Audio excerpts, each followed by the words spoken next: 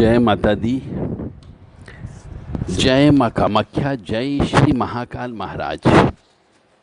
देव Radha trust Satyavani channel से आप practical ज्ञान के ऊपर आधारित सनातन धर्म का ज्ञान सुन रहे हैं।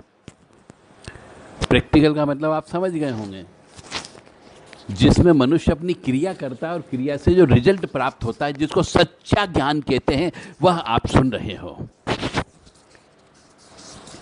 एक बाबा जी का एक वीडियो मेरे को किसी ने भेजा कि गुरुजी इसको सुनिए। फिर दूसरे व्यक्ति ने कथावाचक का वीडियो भेज दिया। फिर तीसरे व्यक्ति ने फिर किसी ओघड़ अघोरी का वीडियो भेज दिया। चौथे व्यक्ति ने किसी ज्ञानी व्यक्ति का वीडियो बना करके भेज दिया, जो यूट्यूब पे डाल दिया था, वो मेरे को फॉरवर्ड कर दिया। छठे व्यक्ति ने किसी शास्त्री जी प्रकांड पंडित के द्वारा बनाया गया वीडियो था, वो मेरे को फॉरवर्ड कर दिया कि गुरुजी इन सबको सुनो। मैंने एक एक करके सबको सुना, क्योंकि उनकी बात मेरे को सुनना पड़ी मजबूरी में। और वो यह कह रहे थे कि स्त्री को यज्ञ करने का अधिकार नहीं है। वो तो सब कौन सी बात कर रहे हैं, क्योंकि इन लोगों ने कभी प्रैक्टिकल करके नहीं देखा कि उनने कभी प्रैक्टिकल किया हो, किसी स्त्री के साथ बैठ कर के उनने हवन करवाया हो और स्त्री ने हवन किया हो और वह स्त्री मर गई हो। ऐसा नहीं हुआ। वो स्त्री पागल हो गई हो, वो स्त्री दरिद्री हो गई हो, वो स्त्री बीमार पड़ गई हो, उसको कैंसर हो गया हो, ऐसा हुआ क्या? क्योंकि इन सब लोगों ने, जितने भी कथावाचक हैं, ये ढोंगी, जितने भी ये बोलते हैं कि स्त्री को हवन करने का अधिकार नहीं है, मैं कहता हूं स्त्री को हवन करने का अधिकार है।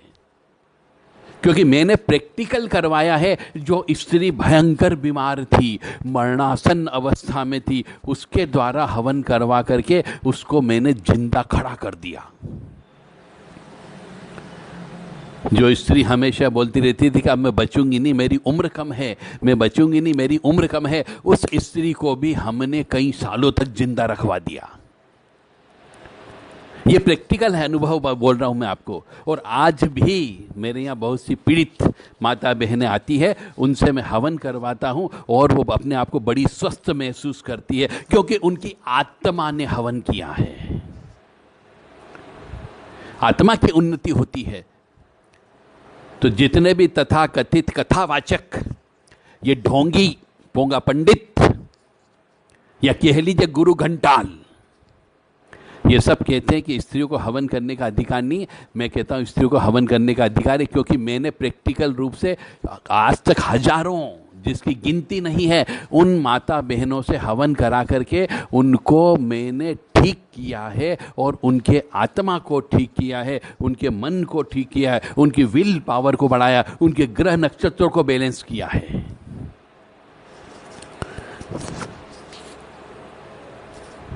तो मेरा आप सबसे विनम्र निवेदन है कि किसी के बहकावे में मत आओ, किसी के कहने में मत आओ। प्रैक्टिकल करो, प्रैक्टिकल। मैं बार बार कहता हूं, प्रैक्टिकल करो।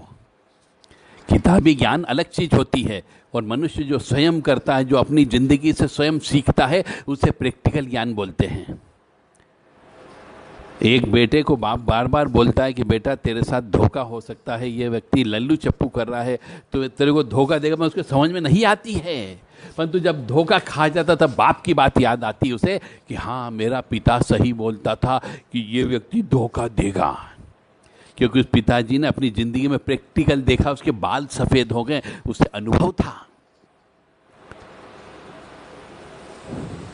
तो ये अनुभव वाली जो बात आ जाती है, इसमें ज्ञान की जरूरत नहीं पड़ती है, अनुभव की आवश्यकता होती है।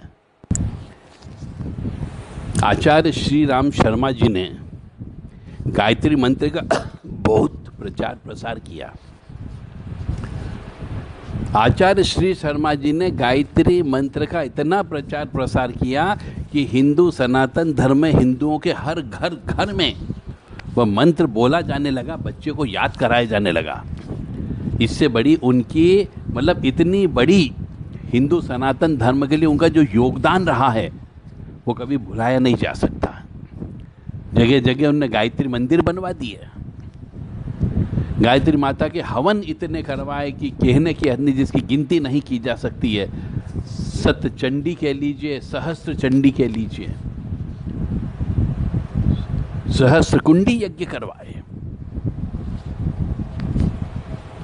हर गांव गांव, शहर शहर, उनके जमाने में यज्ञ ही यज्ञ होते थे और गायत्री यज्ञ होते थे। क्या उससे उन्नति नहीं हुई? कई मनुष्यों की उन्नति हुई। कई मनुष्यों ने शराब पीना छोड़ दी, कई मनुष्यों ने मांस खाना छोड़ दिया जब उनने गायत्री परिवार से दीक्षा ले ली। और बहुत से ऐसे व्यक्ति जो ब्राह्मण नहीं थे, उन्हें ब्राह्मण कर्म सिखाया गया, जनेऊ धारण कराई गई, शिखा रखवाई गई और उन्हें यज्ञ करने की प्रशिक्षण देकर के ब्राह्मण बना दिया गया। और फिर उन लोगों ने घर घर जाकर के गायत्री यज्ञ किया।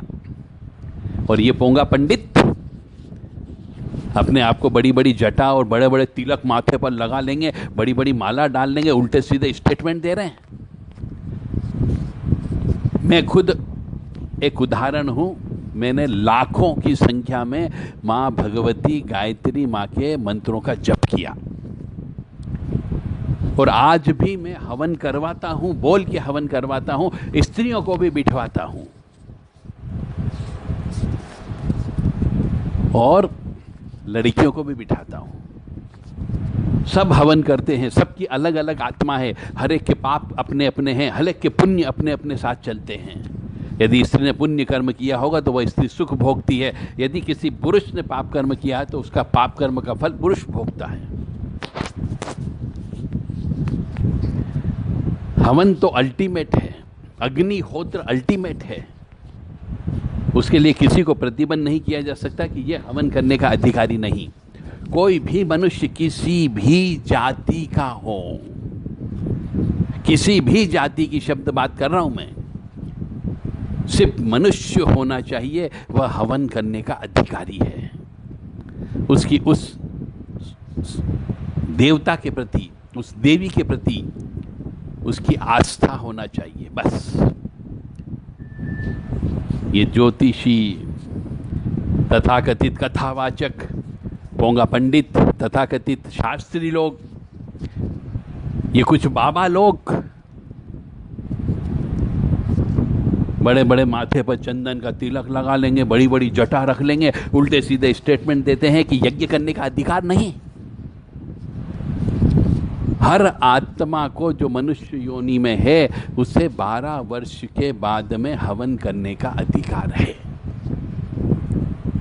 हवन करने से आत्मा की उन्नति होती है, हवन करने से ग्रह नक्षत्रों का बैलेंस होता है, हवन करने से आप देवी देवता को अपने वश में कर सकते हो, हवन करने से सिद्धियां प्राप्त होती है, हवन करने से आप अपने इष्ट से मुलाकात कर सकते हो। तो हवन अल्टीमेट, अंतिम और आखिरी पूजा, इसके आगे कुछ भी नहीं होता है। कोई जप, कोई तप, कोई दान, कोई धर्म, इन सब से ऊपर यदि कोई चीज है तो वह है हवन, यानी कि यज्ञ। तो हर मनुष्य को अपनी परेशानी में, घर में किसी भी प्रकार का कोई भी संकट आ जाए, घर में दुख हो, घर में परेशानी हो, घर में क्लेश हो, घर में अशांति हो, घर में दरिद्रता हो, घर के अंदर रोग हो, शोक हो, तो हवन करना चाहिए, ताकि घर के अंदर सुख, समृद्धि, शांति आ सके। और जिस चीज की वजह से ये अशांति आती, जिस चीज की वजह से दरिद्रता आती, जिस चीज की वजह से रोग आते हैं, उसका शमन हो जाता है हवन करने से। तो घर परिवार के सभी सदस्यों को मिलकर के हवन करना चाहिए, जिससे सबकी आत्मा की उन्नति होती है और पूरे परिवार के अंदर एक अच्छी पॉजिटिव एनर्जी का वास हो जाता है, नकारात्मक ऊर्जा शरीर छोड़ के भाग जाती है। तो आप किसी भी पोंगा पंडित, तथाकथित कथावाचक, बड़े बड़े दाढ़ी बाल वाले ये साधु संत, इनकी बात में मत आइए। आपको हवन करना है और हवन करने का अधिकार हर स्त्री को है, हर पुरुष को है, हर जाति वाले मनुष्य को है। कोई भी मनुष्य हवन कर सकता है, चाहे वो हमारे धर्म का नहीं हो तो भी हवन करके उसको, उसकी परेशानियों को दूर किया जा सकता है और वो दूर कर सकता है। जय माता दी, जय माँ कामाख्या, जय श्री महाकाल महाराज। उन माँ भगवती जगत जननी और महाकाल महाराज जी से हम प्रार्थना करेंगे कि ऐसे व्यक्तियों को सद्बुद्धि प्रदान करें जो ये उल्टे सीधे स्टेटमेंट दे रहे हैं, ताकि और लोगों का भला हो सके। ये धर्म को रोकने का काम कर रहे हैं कि स्त्रियों को हवन करने का अधिकार नहीं।